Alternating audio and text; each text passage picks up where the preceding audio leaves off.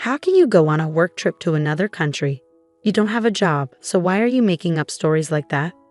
It's not made up. I genuinely have a job that requires me to go abroad. Well, we're getting divorced then. I can't be with someone who lies. And with that, he stormed out of the room. He thinks I'm lazy and unemployed because I work from home. But I have a stable income and help with our expenses, yet he refuses to see that.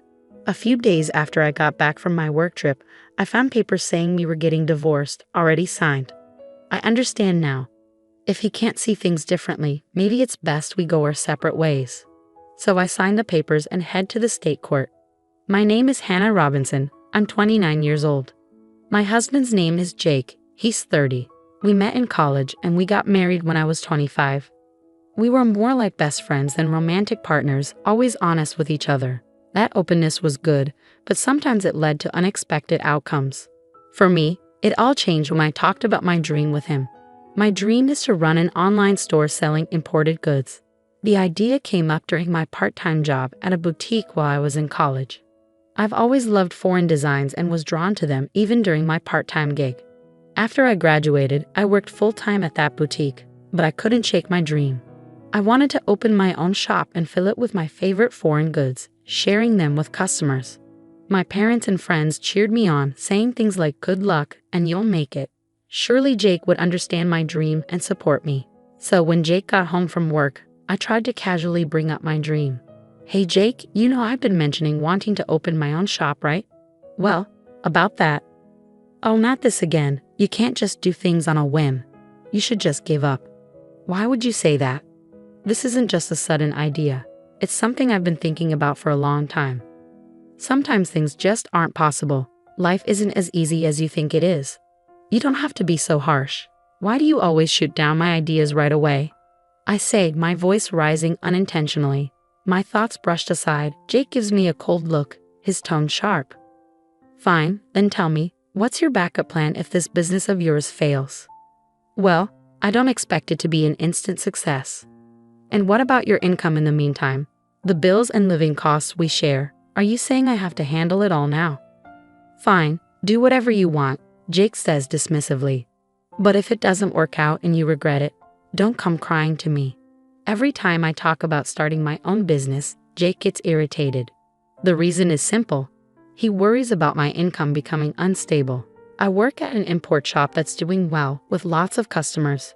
Because of that, I earn a good amount, maybe even a bit more than Jake, who's an office worker.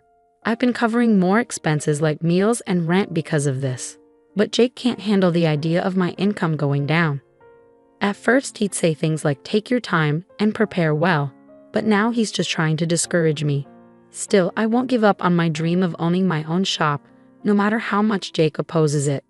I decided to prioritize chasing my dream. Despite Jake's objections, I pushed forward, and at 26, I launched my own online boutique. At first, things were tough, just like Jake had warned. But over time, I tried different strategies. I made the most of being online, worked with well-known e-commerce platforms, used social media for promotion, and did everything I could.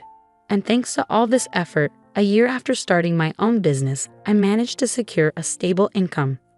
From there, I grew my customer base and expanded my product range. Now my annual sales reached $300,000. Because Jake had been so against it, I never talked to him about my sales. I figured he wouldn't be interested anyway, and he never asked. But he always reminded me about the bills and living expenses. I just handed over the money he asked for without argument and tried to keep work-related talk neutral. Then one day, I got a message in the DMs of my online shop. "I'm a regular customer of your shop.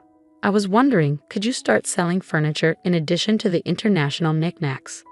Actually, many customers had asked me to add furniture to my shop's offerings. But selling furniture online is tricky compared to smaller items. Furniture is more expensive, and factors like material matter a lot. Even though I had experience working at an import shop, selling furniture without seeing it first comes with risks. So I decided to reach out to my old boss at the import shop to talk about it. "Hello, is this the manager? I'd like to discuss something with you." As soon as Maggie, the manager, recognized me, she sounded genuinely excited.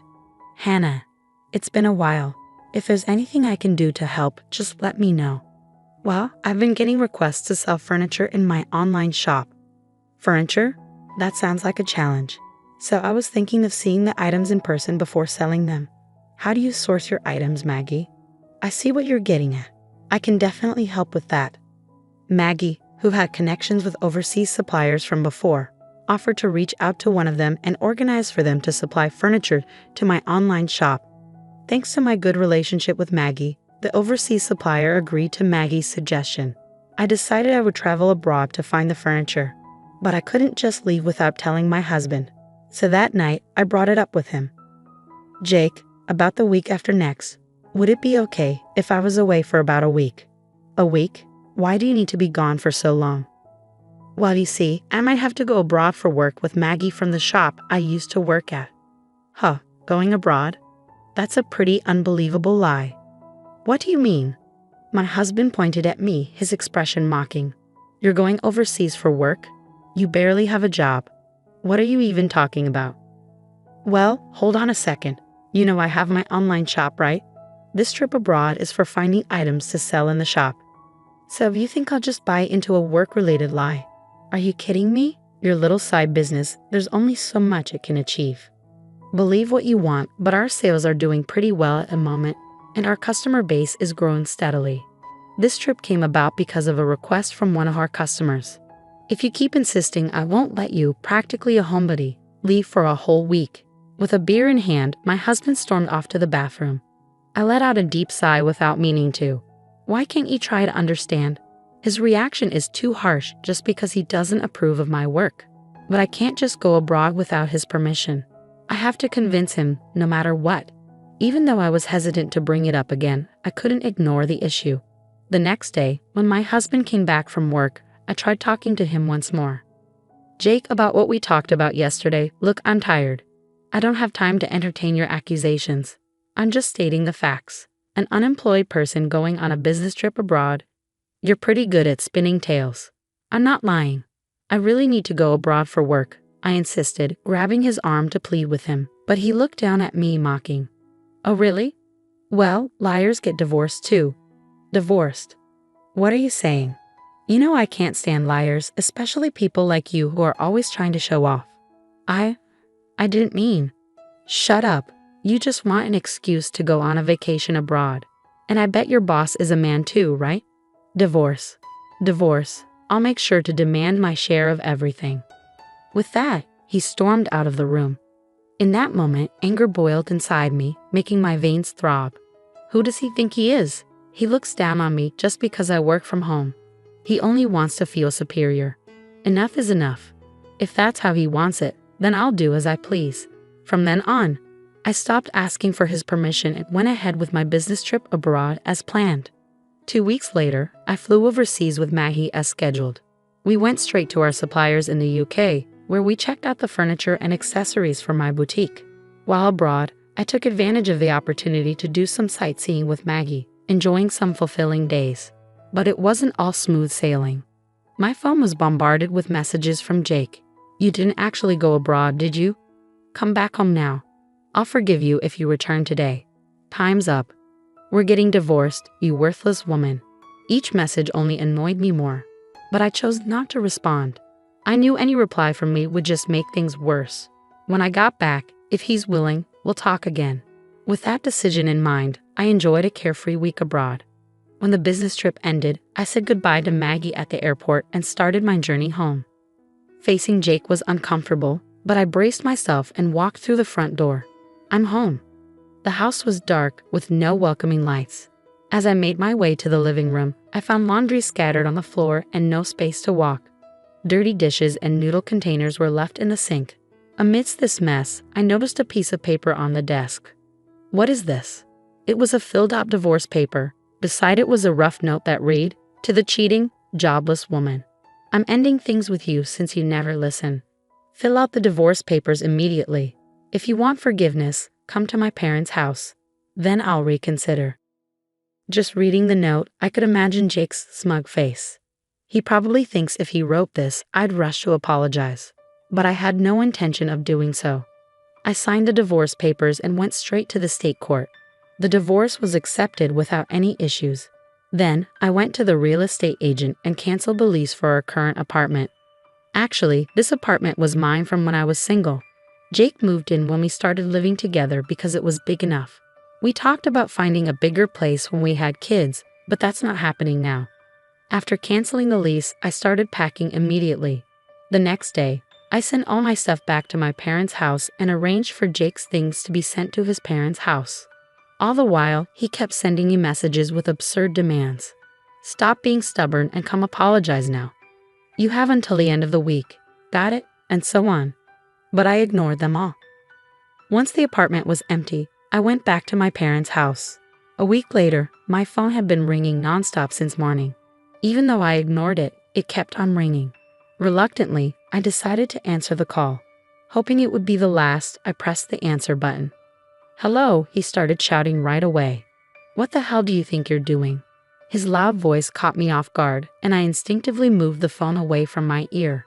Deciding to record the conversation just in case, I responded, "What's the problem? There's nothing left to talk about. Don't play games with me. Why were all of my things delivered to my parents' house? I just got to the apartment and it's completely empty. Oh, well, I canceled the lease, so I had to get rid of everything, right?" "What? Canceled? How dare you do something like that without consulting me?" "Without consulting you? The apartment was in my name. I have the right to make decisions about it, don't I?" At this point, I had nothing to lose. His words had no effect on me, and I responded in a challenging tone. Jake showed his frustration. "Stop messing around. I don't care about the lease. We were married, remember? I lived in that apartment too. You shouldn't have canceled it without talking to me." "Married? Yes. That's right. Even if you've been unfaithful, we're still married. But canceling the lease on our apartment without talking to your husband first? What's going on in your head? Do you think you can just do whatever you want, especially since you're not working? I can't forgive you for this." He kept shouting, not caring about how I felt at all. He's so angry. He doesn't even care about me, I thought. I decided it was time to tell him the truth. Hate to break it to you, but you're getting all worked up about not forgiving me. We're not married anymore, okay?" "What? What do you mean?" "I turned in the divorce papers you forgot about, so now we're not married anymore. Why would I keep renting a place for someone I don't even know?" "Wait, are you kidding? You don't have a job. You'd be in trouble without my support." "What? That's ridiculous. I never depended on you for anything." Caught off guard, Jake was speechless on the phone. I felt a rush of frustration and couldn't hold it in any longer. "You've underestimated me all this time. I'm not the lazy person you think I am. I didn't cheat on you. I was traveling for work to take care of my clients. If you can't believe that, it's okay, but I won't forgive you." "But wait, your online business. It's not easy to increase sales. I've been working hard for 3 years. You don't understand anything and won't even try." 3 years. Just so you know, I've been making much more money than you. You've always looked down on me. I don't want a marriage like this. You can live your miserable life alone for all I care. After ending the call, I deleted Jake's contact and blocked all communication channels. It seemed he finally grasped the reality of my successful online store, likely hearing about it from mutual friends. Despite his attempt to reach out, I had no intention of reconnecting. Jake visited my parents' house once, but my dad turned him away at the door. His own parents had learned of his mistreatment towards me and kicked him out. Now he's renting an apartment near his job, leading a solitary existence. Meanwhile, I decided to stay with my parents for a while. Thankfully, my job allows me to work remotely, which is convenient. Since my parents' house needs some renovation, I plan to start that soon. With my online store thriving, I'm not worried about anything else. I have the freedom to travel whenever necessary. Despite the divorce, I have no regrets about pursuing my dreams. I'll continue to work hard and repay those who supported me.